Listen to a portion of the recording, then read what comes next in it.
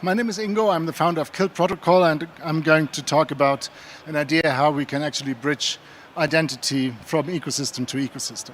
So when we look at identity management, let's first look at the 1990s. There everyone had a set of usernames and passwords, and one was logging him into Amazon, one to Google, one to Microsoft, and that was well, people didn't like that very much because they always forgot their passwords, or even worse, they used the same password and username for everything. So another idea was born, which came out in the 2010s, and that was the identity provider. Identity providers use things like OAuth to actually make a layer between you and the services.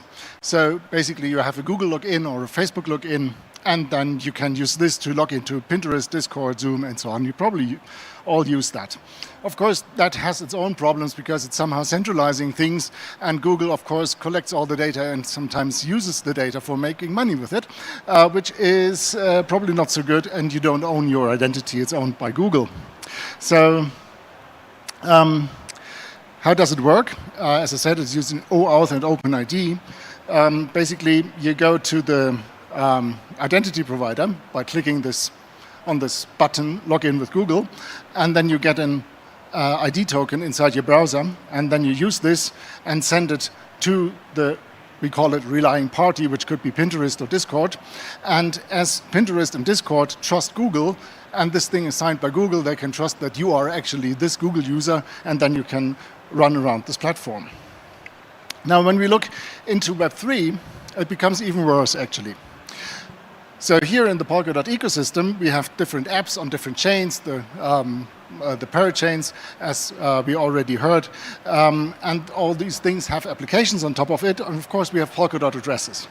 But of course we're at ETH Denver here, and in Ethereum they also have addresses, and of course they're not the same, but they have their soulbound tokens, and they have lots of applications which are relying on the soulbound tokens. But this is not compatible. So Soulbound doesn't work on Polkadot, and the Polkadot address doesn't work on Soulbound. And then, of course, we still have the Web2, and we have the Google with their ID tokens, which their applications use. So it's getting worse and worse, actually. And then just a little for the soulbound tokens.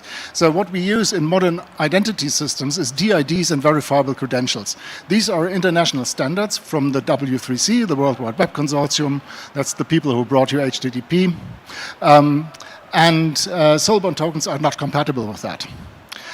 Also, the verifiable credentials, the standard, they store personal information in the wallet of the user, which is actually also GDPR compliant and good for protecting your personal data. In soulbound tokens, it's a little bit like on the public blockchain where personal data shouldn't be. And of course, soulbound tokens are coupled with an Ethereum account, which makes it all very much basically connected to your purse, which you also maybe not want. So how does identity management in the Polkadot ecosystem work today? As I said, many of the chains of those parachains we just learned about, they have their own identity system. They're building identity over and over again, and they're building it in a different ways. They're building it sometimes compatible with standards, sometimes not. Which is also not pretty cool, because then the user here has many different identities in one ecosystem, which is even worse than it is in Ethereum. And it has some limitations. So we are actually back to the one identity, one application platform, which is the 1990s. And they're doing things twice and triple and so on. And that is actually not what we want. So we invented something we call the DIP, the Decentralized Identity Provider. How does that work? So first we take a decentralized network, which is a parachain, in our case Kilt, which does identity. It's this one purpose thing, what Bill just was talking about. We do identity and nothing else on the blockchain. So you can set up an identity in the Kilt blockchain, and then you can use this identity in different relying parties, which could be the other blockchains running in the Polkadot ecosystem, the other parachains.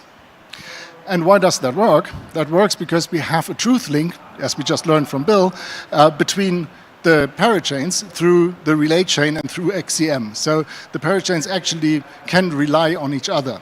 And you don't have to rely on a single party, you rely on a public permissionless blockchain, which is much better than relying on Google.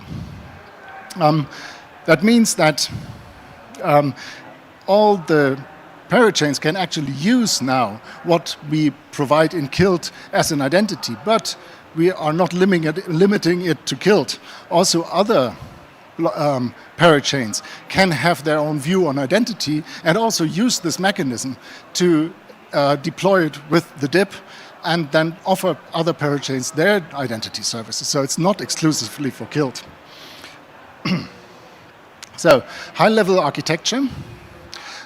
We already heard about pallets. So pallets are like modules in the Polkadot world in Substrate.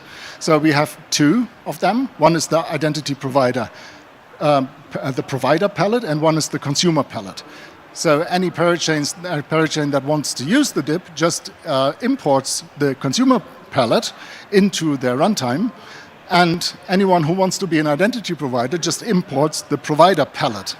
And then those two talk about a truth link together and export identities. How does it work? So the user at one point has to say, I commit my identity which I created on the identity provider, and then going to the relying party, in this case it would be Polymec, which is a parachain, they say dispatch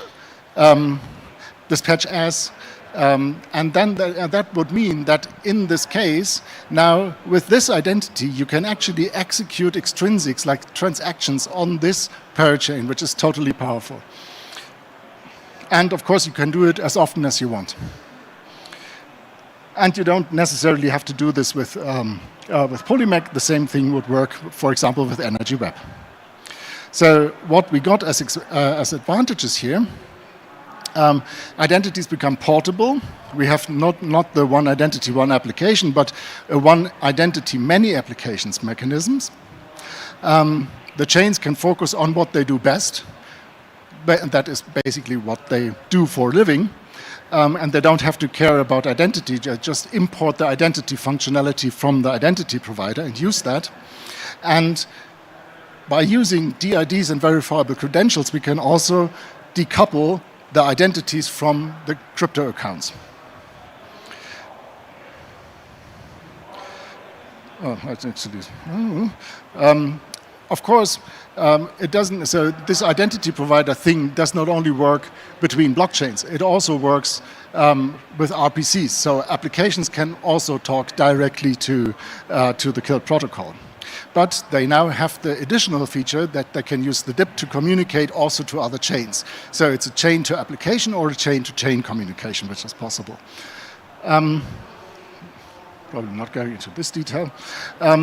So this is what we have right now. So this is what we can say, you can start using this thing right now. But how do we actually look into the future? And here it becomes interesting with a new thing which is going to launch on Polkadot. They always say within reach or very, very soon. And that is Snowbridge. And Snowbridge is a trustless bridge between Polkadot and Ethereum. So it is basically a piece of Ethereum which is inside Polkadot and a piece of Polkadot which is a smart contract in Ethereum. And they communicate through block headers. That means that this is a trustless bridge. There's no one in between. If you want to hack this bridge, you have to hack both of the blockchains, Ethereum and Polkadot. And this is going to be very, very complicated. And it's going to solve a lot of problems that we have seen with trusted bridges in the past. So what we can do with this mechanism is that we have this identity provider on the Polkadot side, like Kilt, where you have your identity and you can share that with relying parties on Polkadot and with the apps there and so on. But you can now transport, or not now, very, very soon, transport your identity over to the Ethereum world. And then smart contracts in the Ethereum world can use this identity. And of course, the apps or dApps, which are built on those smart contracts, can then also start to use this identity. So this is a really powerful mechanism which is hopefully going to come up soon. So this is actually the goal. So we will have Web 2 applications, and we will have Web 3 applications, and we will have blockchains, and through bridges and through RPC, we can actually connect them all. So we will have a world where we have identity providers which are decentralized, which are not for profit, which are representing your digital identity, or where you hold your digital identity in a self-sovereign way, and then different ecosystems and different applications, even Web 2 applications, will be able to access these identities. And that is basically already what I had to say. Thank you very much.